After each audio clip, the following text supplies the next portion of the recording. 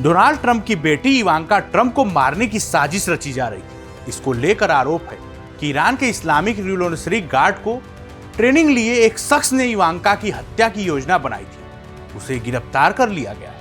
New York post की report के मुताबिक इस शख्स का नाम मोहम्मद बाकिर साद दाऊद अल सादी था। 32 साल का यह इराकी नागरिक हाल ही में तुर्की से अमेरिका लाया गया। उसे 15 मई को तुर्की में गिरफ्तार किया गया था। इसको लेकर आरोप है कि वो इवांका ट्रंप को मारना चाहता था। वजह 2020 में अमेरिकी ड्रोन हमले से ईरानी कमांडर कासिम सुलेमानी की मौत।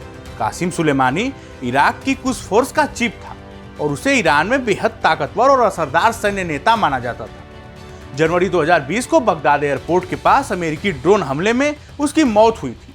उस वक्त डोनाल्ड ट्रंप अमेरिका के राष्ट्रपति थे। रिपोर्ट के मुताबिक अल सादी सुलेमानी को अपना गुरु मानता था और सुलेमानी की मौत के बाद उसने बदला लेने की ठान ली।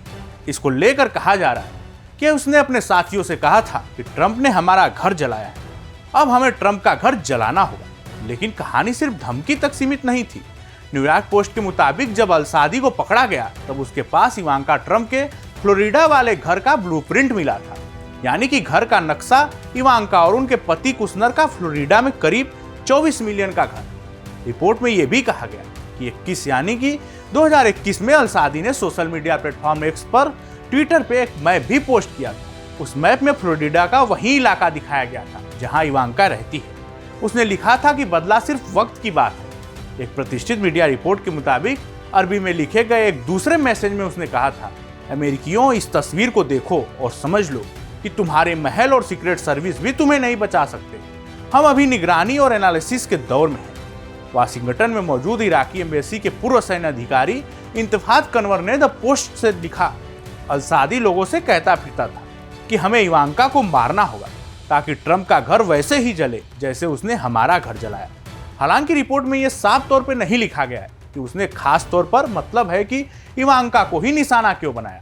इवांका ट्रंप ने 2009 में जरीड कुशनर से शादी की। पहले ऑर्थोडॉक्स यहूदी धर्म अपना लिया।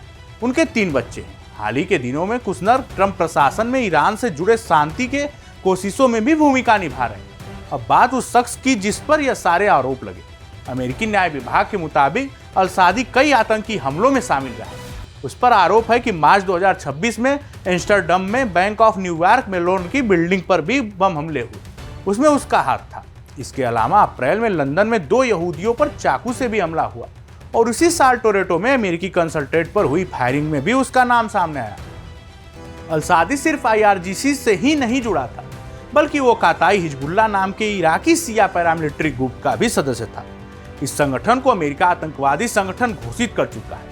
ये ग्रुप ईरान समर्थित माना जाता है। उसकी निजी कहानी भी काफी अलग बताई जा रही है। अल सादी का जन्म बगदाद में हुआ। उसकी परवरिश ज्यादातर उसकी इराकी माँ ने की। उसके पिता अहमद काजमी ईरान के ब्रिगेडियर जनरल थे। कम उम्र में ही उसे तेहरान भेज दिया गया, जहां उसने IRGC के साथ ट्रेनिंग ली। IRGC सीधे ईरान के सुप्रीम लीडर को रिपोर्ट करता है और ईरानी सेना से अलग काम करता है। लेकिन 2006 में उसके पिता की मौत हो गई। इसके बाद रिपोर्ट के मुताबिक कासिम सुलेमानी ने उसे सहारा दिया। दोनों काफी करीब आ गए। अल सादी सुलेमानी को पिता जैसा मानने लगा था।